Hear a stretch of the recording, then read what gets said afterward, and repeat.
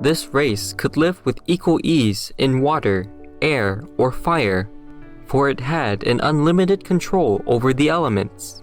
These were the sons of God. It was they who imparted nature's most weird secrets to men and revealed to them the ineffable and now lost word. Please continue watching to find out more. Здравствуйте means hello in Russian. My name is Veronica. The benevolent people of North Ossetia, Alania, are ever thankful for your kind-hearted actions toward our animal friends. May your heart rejoice in the love of God.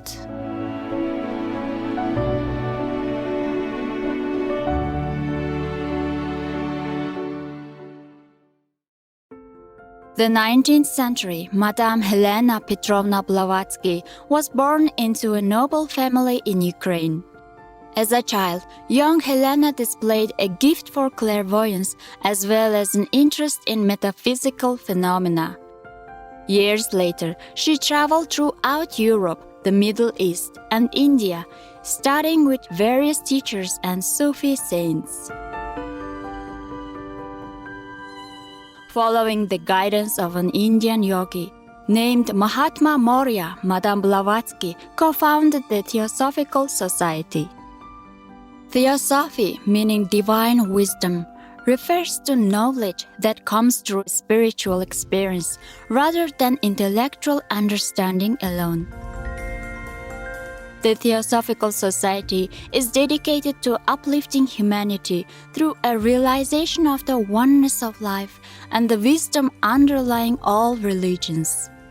Madame Blavatsky wrote several important books on theosophy, including Isis Unveiled, The Secret Doctrine, The Key to Theosophy, and The Voice of the Silence. The Secret Doctrine, published in 1888, has been acknowledged by many as one of the most remarkable books in the world. It is considered the Bible of Theosophy and the source book of esoteric tradition. Offering insight into the origin and evolution of the universe, the Secret Doctrine also details an account of root races dating back millions of years. Although she was considered the author of the Secret Doctrine, Madame Blavatsky often expressed that she only conveyed the ancient wisdom that was passed on to her. The true authors of the work were her teachers, the Mahatmas, or great souls who were the guardians of the secret wisdom of the ages.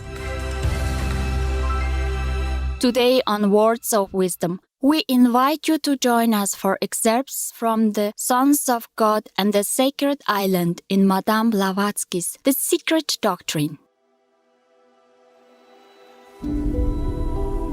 The Sons of God and the Sacred Island. The legend given in Isis, wisdom religion, in relation to a portion of the globe which science now concedes to have been the cradle of humanity, though it is but one of the 7 cradles in truth, ran, condensed, and now explained as follows.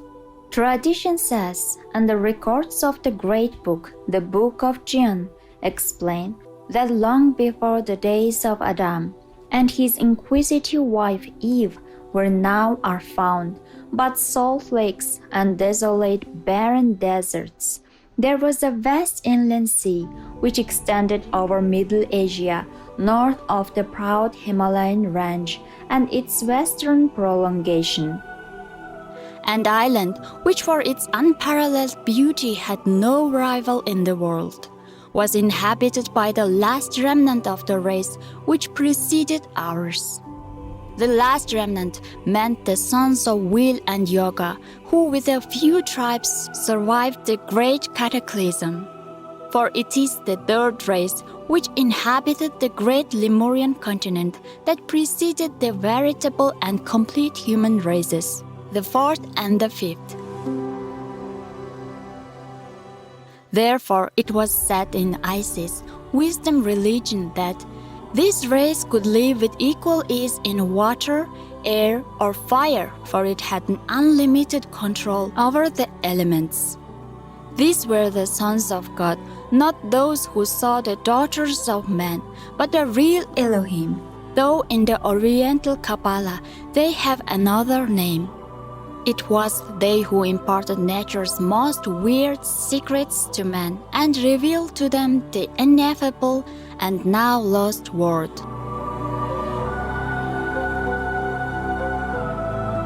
The island, according to belief, exists to the present hour as an oasis surrounded by the dreadful wildernesses of the great desert, the Gobi, whose sands no foot hath crossed in the memory of man.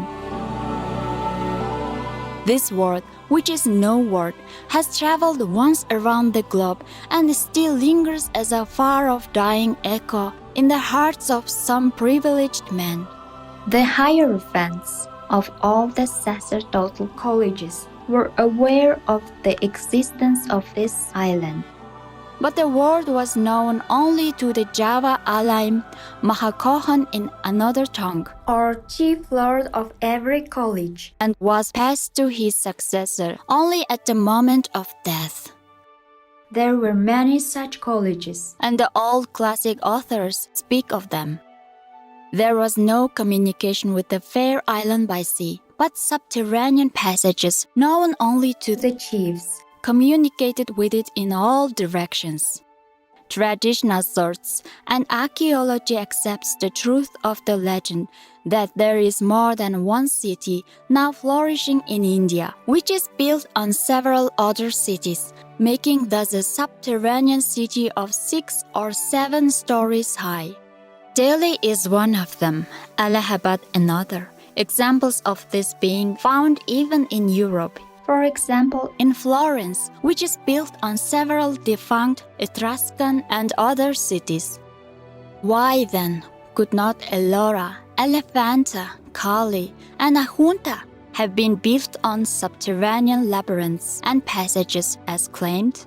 Of course, we do not allude to the caves which are known to every European, whether with one's own eyes or through hearsay, notwithstanding their enormous antiquity, though that is so disputed by modern archaeology.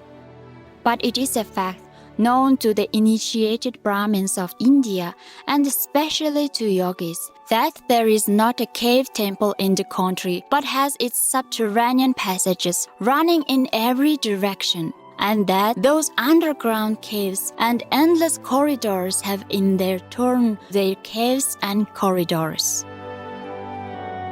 Who can tell that the lost Atlantis, which is also mentioned in the secret book, but again under another name pronounced in the sacred language, did not exist yet in those days? We went on to ask.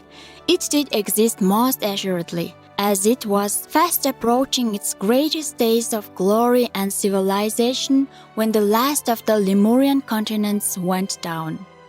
The great lost continent might have perhaps been situated south of Asia, extending from India to Tasmania. If the hypothesis, now so much doubted and positively denied by some learned authors who regard it as a joke of Plato's, is ever verified, then perhaps will the scientists believe that the description of the God-inhabited continent was not altogether a fable.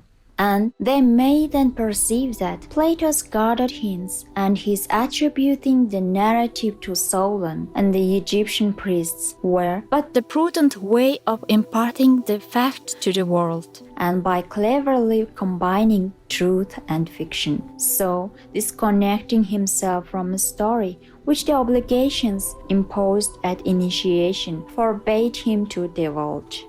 To continue the tradition, we have to add that the class of hierophants was divided into 2 distinct categories: those who were instructed by the sons of God of the island and who were initiated in the divine doctrine of pure revelation, and others who inhabited the lost Atlantis, if such must be its name, and who, being of another race, born sexually but of divine parents, were born with a sight which embraced all living things, and was independent of both distance and material obstacle.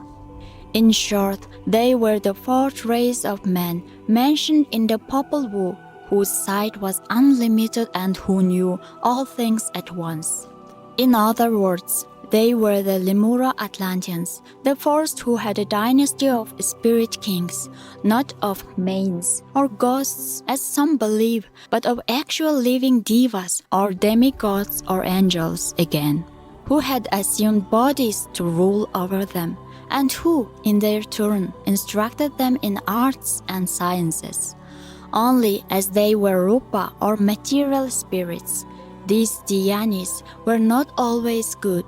Their king Tivetata was one of the latter, and it is under the evil influence of this king demon that the Atlantis race became a nation of wicked magicians. In consequence of this, war was declared, the story of which would be too long to narrate. Its substance may be found in the disfigured allegories of the race of Cain, the giants, and that of Noah and his righteous family. The conflict came to an end by the submersion of the Atlantis, which finds its imitation in the stories of the Babylonian and Mosaic flood. The giants and magicians and all flesh died, and every man, all except Xisustros and Noah, who are substantially identical with the great father of the Tlingithians in the Popol Vuh, or the sacred book of the Guatemalans, which also tells of his escaping in a large boat like the Hindu Noah, Vaivasvata.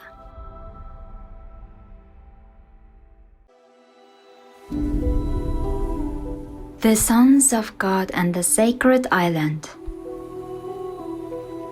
If we believe the tradition at all, we have to credit the further story that, from the intermarrying of the progeny of the Hierophants of the island and the descendants of the Atlantean Noah, sprang up a mixed race of righteous and wicked.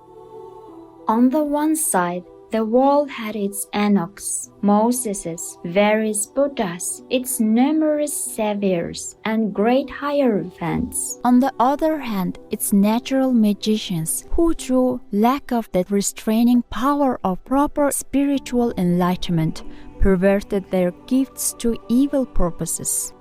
We may supplement this by the testimony of some records and traditions. In the history of the virgins, vanished people and continents, the author says, one of the most ancient legends of India, preserved in the temples by oral and written tradition, relates that several 100,000 years ago, there existed in the Pacific Ocean an immense continent which was destroyed by geological upheaval, and the fragments of which must be sought in Madagascar, Ceylon, Sumatra, Java, Borneo, and the principal isles of Polynesia. The high plateaus of Hindustan and Asia, according to this hypothesis, would only have been represented in those distant epochs by great islands contiguous to the central continent.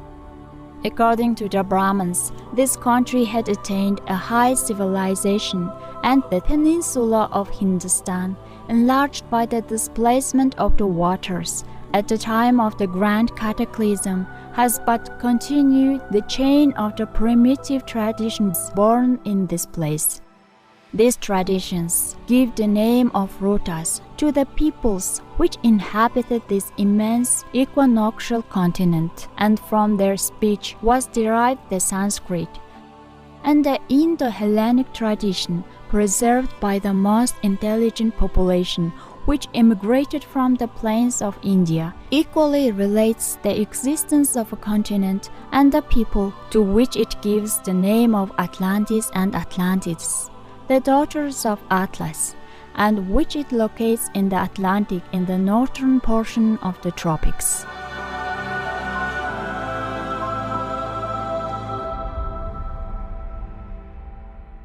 Apart from this fact, the supposition of an ancient continent in those latitudes, the vestiges of which may be found in volcanic islands and mountainous surface of the Azores, the Canaries, and Cape de Verdes, is not devoid of geographical probability. The Greeks, who moreover never dared to pass beyond the Pillars of Hercules on account of their dread of the mysterious ocean, appeared too late in antiquity for the stories preserved by Plato to be anything else than an echo of the Indian legend. Moreover, when we cast a look on a planisphere, at the side of the islands and islets strewn from the Malayan archipelago to Polynesia, from the Straits of Sunda to Easter Island, it is impossible, upon the hypothesis of continents preceding those which we inhabit, not to place there the most important of all.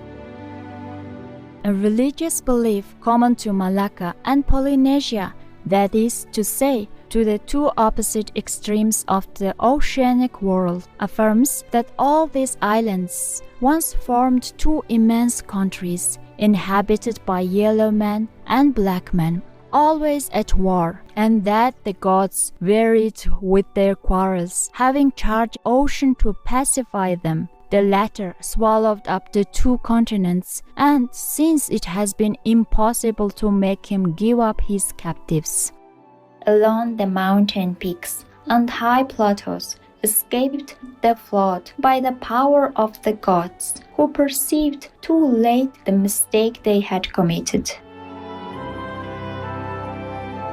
Whatever there may be in these traditions, and whatever may have been the place where a civilization more ancient than that of Rome, of Greece, or Egypt, and of India was developed, it is certain that this civilization did exist, and it is highly important to science to recover its traces, however feeble and fugitive they may be.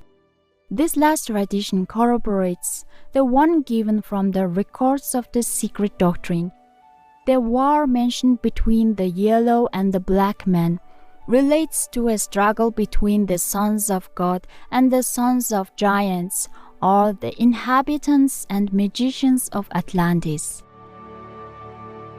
The final conclusion of the author, who personally visited all the islands of Polynesia and devoted years to the study of the religion, language, and traditions of nearly all the peoples, is as follows. As to the Polynesian continent, which disappeared at the time of the final geological cataclysms, its existence rests on such proofs that, to be logical, we can doubt no longer. The three summits of this continent, the Sandwich Islands, New Zealand, Easter Island, are distant from each other from 15 to 1800 leagues, and the groups of intermediate islands, Fiji, Samoa, Tonga, Futuna, Uea, New Caledonia, the Marquesas, Tahiti, the Gambiers, are themselves distant from these extreme points from 700 or 800 to 1000 leagues. All navigators agree in saying that the extreme and the central groups could never have communicated in view of their actual geographical position and with the insufficient means they had at hand. It is physically impossible to cross such distances in a pirogue without a compass and travel months without provisions. On the other hand, the aborigines of the Sandwich Islands, of Fiji, of New Zealand, of the central groups, of Samoa, Tahiti, etc., had never known each other, had never heard of each other before the arrival of the Europeans. And yet, each of these people maintained that their island had at one time formed part of an immense stretch of land which extended towards the west on the side of Asia. And all, brought together, were found to speak the same language, to have the same usages, the same customs, the same religious belief, and all to the question, where is the cradle of your race? For soul response extended their hand toward the setting sun. Geographically, this description clashes slightly with the facts in the secret records, but it shows the existence of such traditions, and this is all one cares for.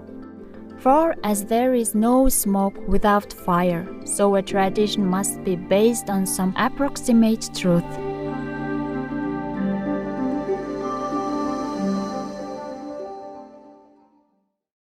Wonderful viewers, it's been a pleasure to have you with us today on Words of Wisdom. Coming up next is Kathak, the classical dance of India, part 2 of 3, right after Noteworthy News. In heaven's grace, may your days be filled with divine wonderment and peace. Our programs offer many languages. Please visit suprememastertv.com/schedule and suprememastertv.com/WOW.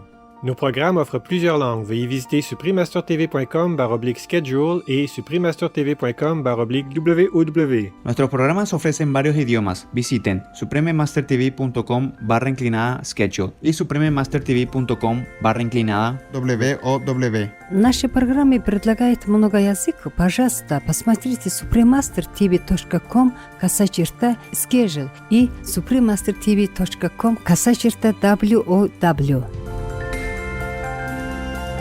Killing is never right. Peace is the only answer.